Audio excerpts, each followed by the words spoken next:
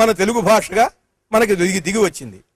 మనం అంటే సరిపోదు, నిరూపించాలి. ఒక్కసారి ఏకాగ్రతతో మీరు చూడండి, నిర్మలమైనటువంటి మనస్సుతో ఏకాగ్రతతో మీరు ఒక్కసారి మన అక్షరాల వైపు చూస్తే సరస్వతి స్వరూపం మీకు దర్శనం అవుతుంది. ఆవిడ ఆభరణాలు మీకు కనిపిస్తాయి, ఆవిడ పరివారం మీకు కనిపిస్తుంది.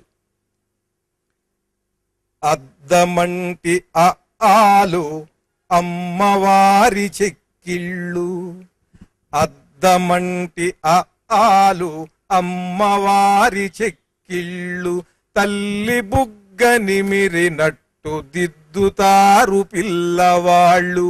ఆమె చేతిలోని చిలుకయి, ఇంకొక చేతి జపమాలాయి, జ్ఞానమొసగు పుస్తకాలు ఊలు, హంసవాహనాలు అరు అరులు. అలు అలు ఏ ఏ ఐ ఓ ఓ ఔ ముంగురులు. ఎందుకంటే ఏ ఏ ఐ ఓ ఓ ఔ వక్రములు వక్రతమములు వ్యాకరణంలో వక్రగా ఉండేవి, మిక్కిలి వంకరగా ఉండేవి. ఈ అలు అలు ఏ ఏ ఐ ఆవిడ ముంగురులు.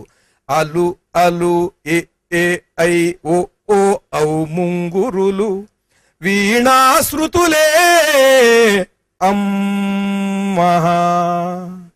తెలితామర పీఠమే బండీరా, వికసించిన తెల్లతామర పుష్పంలాగా ఉంటుంది బండీరా. ఈ కింద ఉన్నటువంటి ఈ తెల్లతామర వంటి ఈ పుష్పంలో ఈ అక్షర సరస్వతి ఆసీనురాలై ఉంటుంది. తెలితామర పీఠమే బండీరా, పాదాలకు పారాణి అళ, ఒంకుల వడ్డాణమే అణ, వజ్రపుటుంగరమేక్ష, ఎరలవలు శశసహలు పాదాలకు మువ్వలు, జ్ఞాయిణి నామాగా చిరు సవ్వడులు, చెవులకు రవ్వల దుద్దులు థా దా, తన ముంగిట జేగంట ధా, ముత్యపు ముక్కు పోగుట, నవ్వినప్పుడు బుగ్గ సొట్టఠ, గాజుల గలగలలే చాచాఛ,